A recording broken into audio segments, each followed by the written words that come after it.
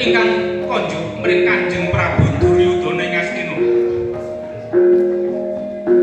Mangkono Raden Gatotkaca ingkang murwakani pangandikanira.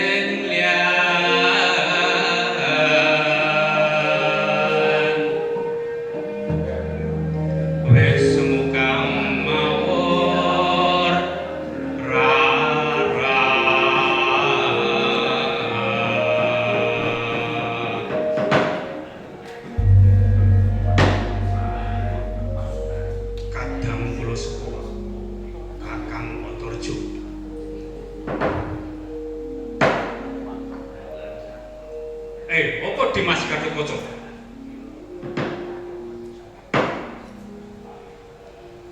Pangraos kula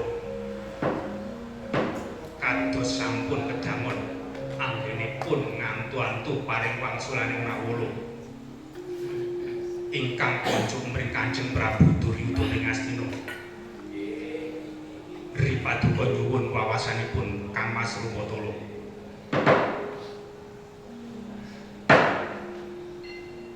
Dimas, pun kakang darbe panduga. Kurang bejane bab perkara iki malah iso ndadekake bribring pasulayan. Mula awake dhewe kudu tansah eling lan waspada. Nuwun nggih, Kang Mas Antarja. Lajeng Paman Setyaki kados pundi pamanggipun? Ya, menawi pun paman dereke mawon. Senajan nyektosipun kula kados pamanggih. Nanging menawi bab perkara menika menawi boten wonten ingkang nyepuhi, mangke mindak donga-donga boten sae kedadosanipun.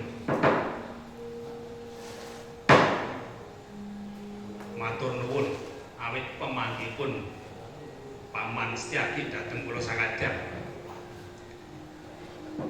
Dimas Kirawan B. Semanten ugi kula Kang Mas menawi kedah dipun rebat kanthi sarana peperangan kula saged dados tawuring yuda Kang Mas. Mesat mingis krudanira Senoputra sesumbar manenggeri.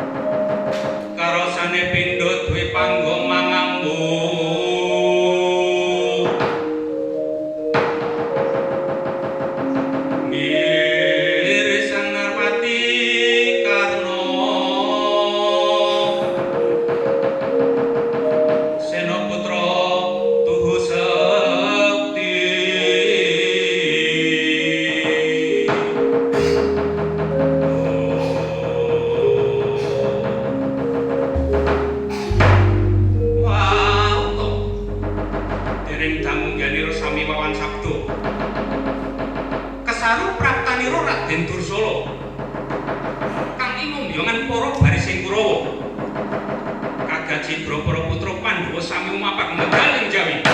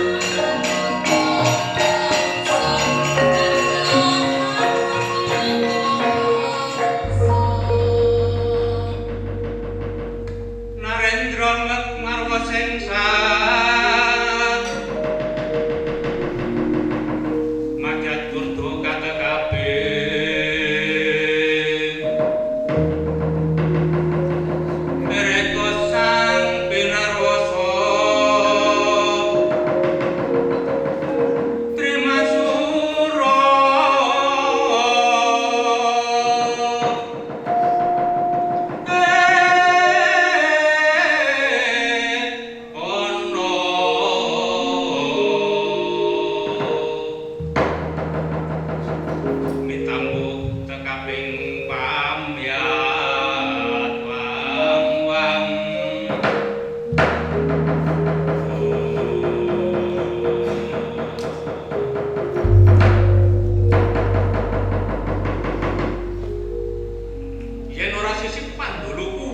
Irawan sing methuke lakuku. Mula bener Paman Aswatama, aku Irawan. Irawan. Padha nang endi para kadang-kadangmu para putra Pandhawa liyane? Dan semurukmu Paman, para kadang Pandhawa lagi wae mangkon ana ing Tegal Kurusetra. Lagi wae nganane pola trigane Bandayuda. Wah, parah. Yen ngono cetha yen to niagati kraman. Irawan. Sumrupa tekaku mrene ngemban dawuh timbalane Wamu Prabu Duryudana ing Astina. Kang bakal paring wangsulan marang Wisakadar. Kang bakal ngucik nyuwun baline separo negara Ngastina. Lajeng kados pundi wangsulane Kanjeng Prabu kang lumantar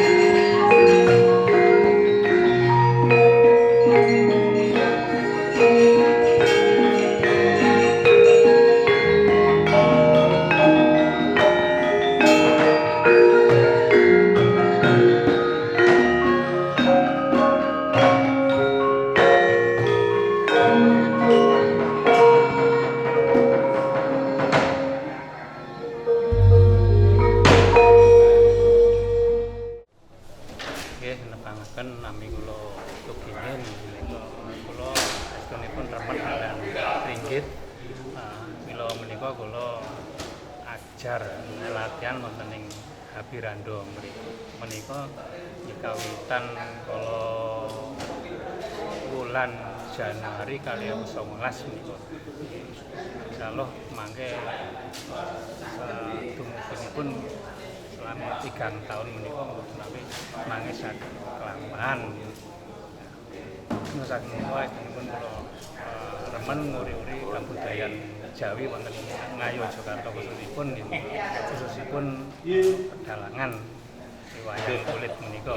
Itu saking rencang-rencang kula nyuwun supaya sak mangkenipun saged kelampahan lancar kanthi sae ing Santi Solo.